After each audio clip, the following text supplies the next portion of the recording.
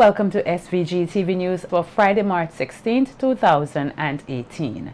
I am Jennifer Richardson with the details.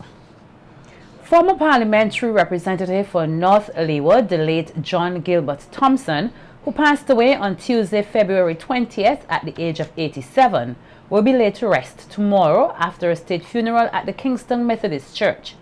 Earlier today, Thompson's body was laid in state in the chambers of the House of Assembly from 10 a.m. to 12 noon to allow for viewing by the Vincentian public.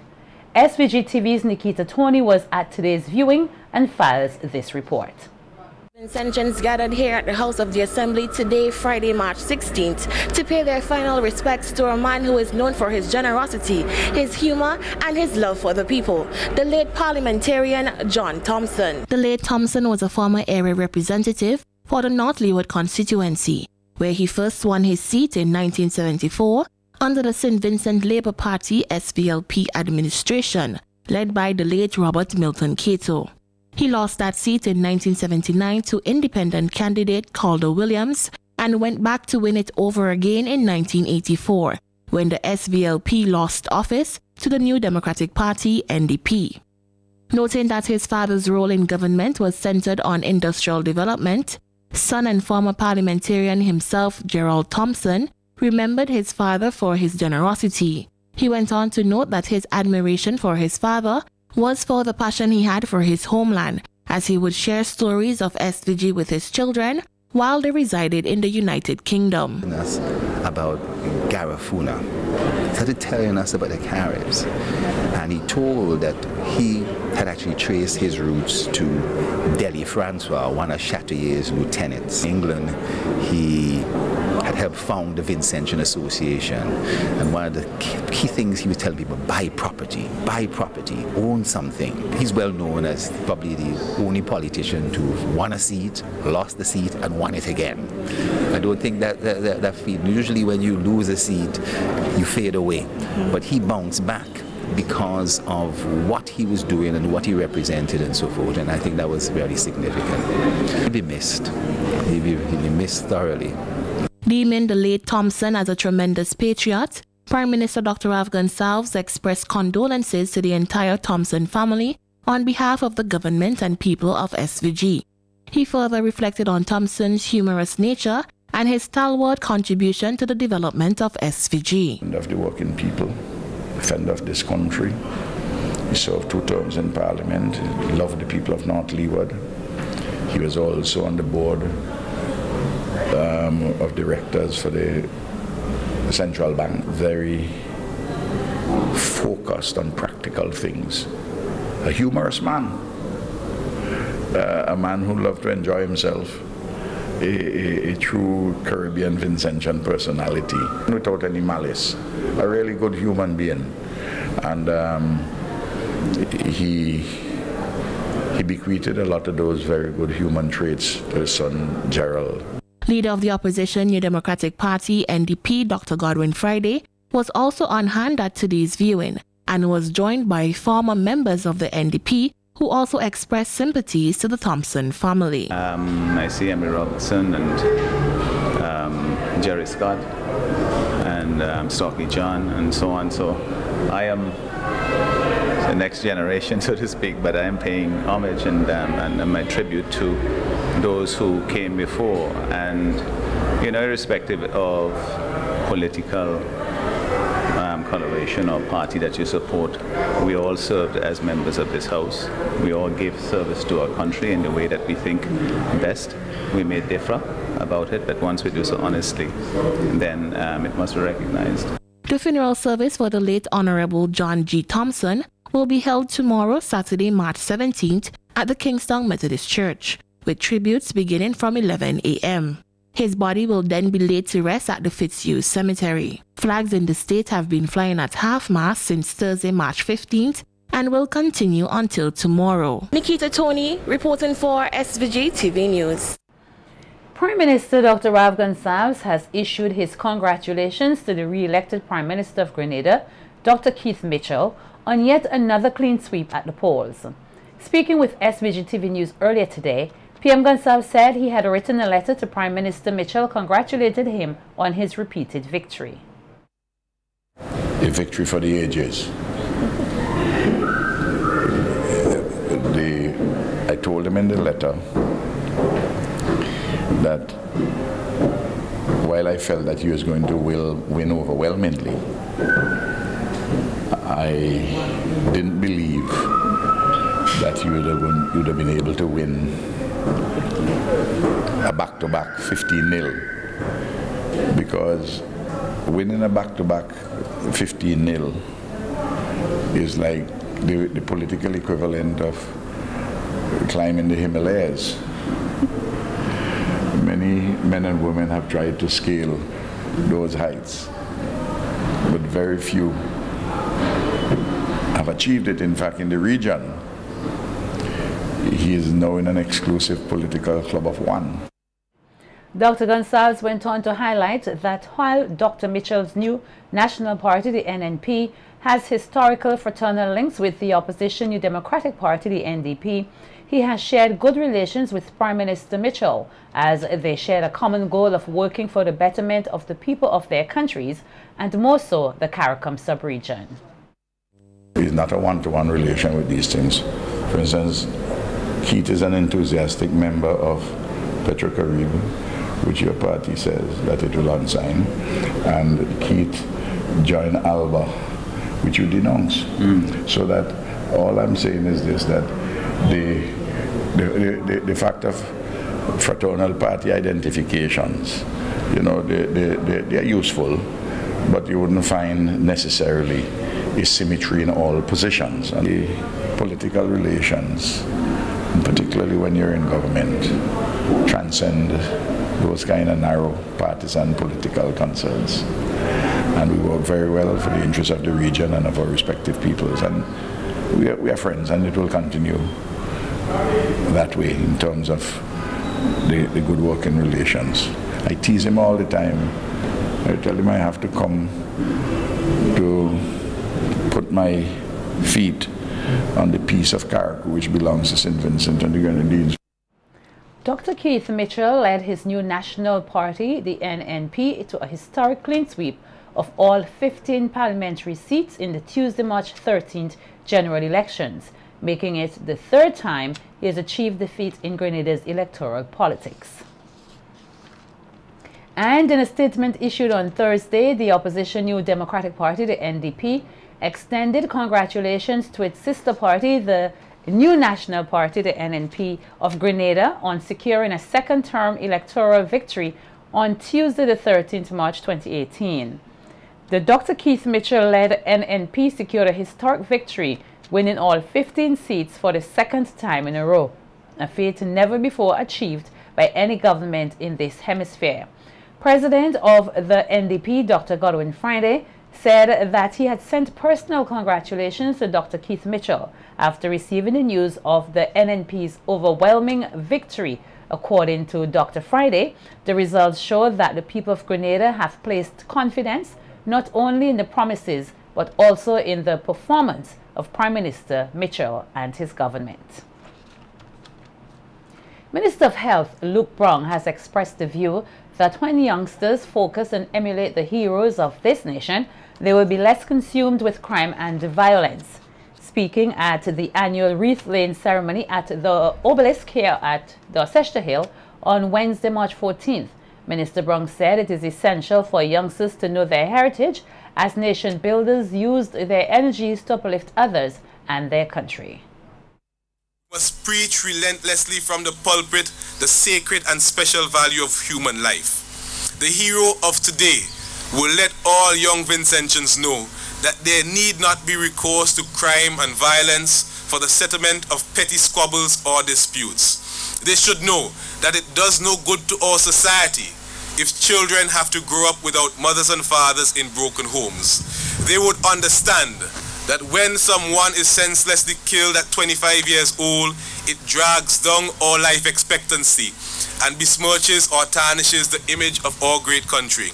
The health minister also pointed out that real heroes champion the cause of women and reiterated the call to teach the nation's youth their heritage.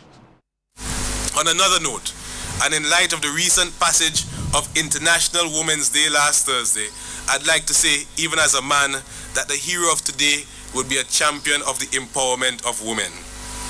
Let us be resolved to being heroes in our own way, and in our own way by making sure that St. Vincent and the Grenadines is a better place because we have lived or passed through this earthly city. Then we might transmit to unborn Vincentians a nation worthy of its future generations. In the end, we must preserve, protect, safeguard, and promote our heroes, history, and heritage. Also speaking at the wreath laying ceremony was President of the Garifuna Heritage Foundation, the TGHF, David Darky Williams, who highlighted the many objectives of the 17-year-old organization. Williams said there are several pieces of legislation and declarations, such as the United Nations Declaration for Indigenous Peoples, which the Garifuna Heritage Foundation has signed on to and even have helped to advocate. The Organization of American States adopted the Declaration of Indigenous Peoples' Rights, and that was done in 2016, just a little under 2 years ago. And there's also the Paris Agreement on Climate Change, which acknowledges human rights obligations and specifically the rights of indigenous people. Of course, the United Nations, through its arm UNESCO, has designated the Garifuna culture and heritage as the intangible masterpiece of human or mankind. The cultural activist called for greater appreciation of this country's heritage, which he said will help to develop a sense of identity. This adoption has put the Garifuna people, wherever they live around the world, in perfect standing as a unique people, as a unique body, the culture as a unique culture. And I believe that culture is what we are celebrating here this morning. I think every Vincentian, somewhere inside their psyche, is proud of the contribution that Garifuna has made to the development and to the dignity of this nation. Days after its alert level was raised to orange, there is said to have been a significant slowing of the underwater volcano Kikumjeni KEJ earthquakes. According to the National Emergency Management Organization NEMO, activity at the volcano has seen such lulls before without it signaling the end of its unrest episode. As a result, NEMO said the alert level at Kikumjeni remains at orange.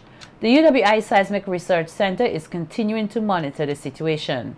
Alert level orange means that an eruption may begin with less than 24 hours notice. The volcano is dangerous to ships and boats, and there is a 5-kilometer exclusion zone around the volcano for mariners. NEMO also noted that due to the current depth and pattern of activity, it is unlikely that an eruption of Kikumjeni will cause a tsunami at this time. Kikumjeni is an underwater volcano approximately 8 kilometers north of Grenada in the Eastern Caribbean. It is one of the most active volcanoes in the region, erupting at least 14 times since it was first discovered in 1939. The last recorded eruption of KEJ was on April 29, 2017. The National Emergency Management Organization NEMO says it will continue to update the public on activities at the Kikumjeni submarine volcano and urges residents in the southern Grenadines to continue to monitor the situation, and mariners are asked to strictly observe the exclusion zone. E-commerce presents an opportunity for local stakeholders to promote a fairer digital marketplace. That's according to the Minister of Foreign Affairs, Sir Louis Straker, as he spoke in commemoration of World Consumer Day, which was globally celebrated yesterday, March 15th. This year, activities were held under the theme, Making the Marketplace Space Fairer. So Louis said, whilst e-commerce has presented many advantages to consumers, it has also presented many challenges, adding that he looks forward to legislation which would assist with such challenges. E-commerce is an important issue for consumer protection. Despite the benefits of e-commerce to consumers, there are still a range of issues, including lack of access, scams, and online protection. World Consumer Rights Day presents a unique opportunity for government agencies, the National Consumer Association, and the private sector to partner together to promote digital marketplace fairer. We hope that by this time next year, we would have a consumer protection bill, which is now in the hands of the Attorney General, to be brought to Parliament next year, which would enumerate consumer rights and the obligations of those who provide goods and services, so that everyone would know his or her obligation and duties, and our consumers would have fair protection under the law. So Louis also took the opportunity to highlight current laws which protect the rights of consumers.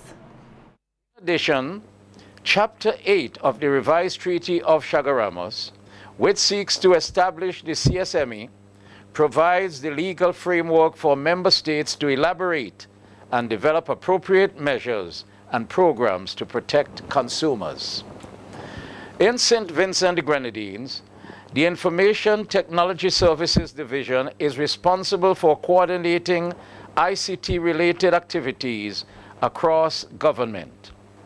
Currently, there are 4 acts, namely the Cybercrime Act, Electronic Filing Act, Electronic Transaction Act, and the Electronic Funds Transfer Act, that can help to regulate consumers' behavior online, internet users' protection, and support online commerce. The Foreign Affairs Minister also highlighted activities in which local stakeholders would be engaged to commemorate World Consumer Day. Commerce and Consumer Affairs Department in the Ministry of Foreign Affairs, Trade and Commerce is partnering with the National Consumer Association, Information Technology Services Division, the National Center for Technology Innovation, the National Telecommunications Regulatory Commission, and the St. Vincent the Grenadines Bureau of Standards to host a number of activities in recognition of World Consumer Rights Day as follows: schools, presentations promoting the 2018 theme and the right of consumers and sensitization, daily text blast on the theme from Lime, open day to the general public, a sidewalk exhibition at Egmont Street under the Singers Gallery on Thursday the 15th of March, today, 2018, from 9 a.m. to 12 noon, and a panel discussion on the theme on the 18th of March, 2018. Proper management of the forested areas of SVG has been further emphasized as the country prepares to celebrate World Forestry Day. Speaking with SVG-TV News earlier today, Director of Forestry Fitzgerald Providence said World Forestry Day is celebrated worldwide on the 21st of March, bringing an awareness of the importance of trees in maintaining a good climate, as well as a sustainable supply of water for a nation. Trees also help to remove pollutants from the air, and also help to reduce the dust from the air, particularly where we have high traffic and dusty roads. So it's important that we see the role of trees in terms of our cities. And the sustainability means continued development without negative impact on the environment. And when we have trees around, we're able to develop our cities well. Also in St. Vincent and the Grenadines, because we're a small island, the trees in the mountain affects the coastal areas where we have mainly our towns and villages also capital Kingston.